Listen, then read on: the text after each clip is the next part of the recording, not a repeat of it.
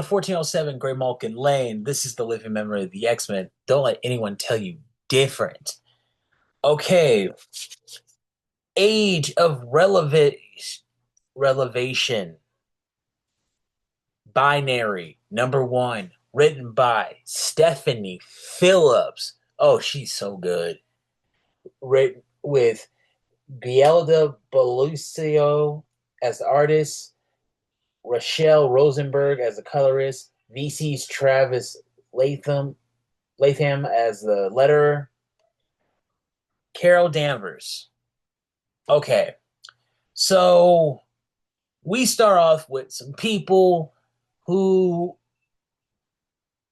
blow up a building, basically, and we find out that they're doing this thinking they can kill Carol Danvers, who is now revealed to have the Phoenix Force. Because apparently Jean Grey died. So much for the life and death. See, now I'm curious. I would have loved to have seen this be like a long form thing. Like they had a whole story of what they were going to do. They were going to go back in time at the end of it. This could have been a whole thing, but they didn't because, you know, we never want to show how things go bad because in the yeah, that's a whole nother conversation. Okay, so uh the town, this small town that Carol Danvers is using her telekinesis with the Phoenix Force to block out the X virus from turning everybody into mutants. She's essentially protecting the town, but the town is kind of turned against her because they're under the impression that, hey, she could be controlling her mind. How do we know that this thing even really happened? They're all just kind of turned on her. And I know Stephanie Phillips didn't mean to do this, but it kind of shows how unlikable Carol Danvers is. Like, she is not. Nobody likes her. Like, even when she's doing the right thing, but nobody likes her. She doesn't need to be a forefront hero. She needs to be in the shadows.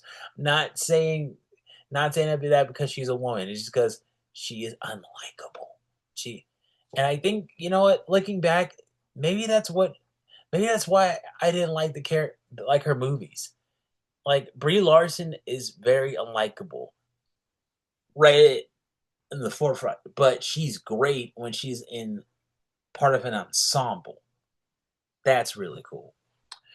Uh, this whole and we find out that the leader of the terrorist cell that's kind of like, you know, inciting all these um riots, public dissension.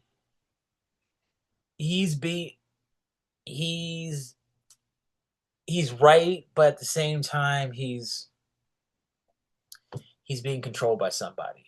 Somebody that, if you think about it, totally makes sense. So, um, this was cool. I give this like a 2.2 out of 5 stars.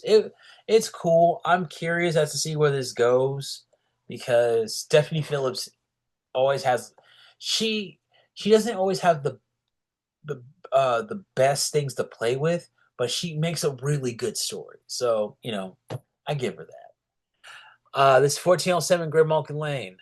I'll see you soon.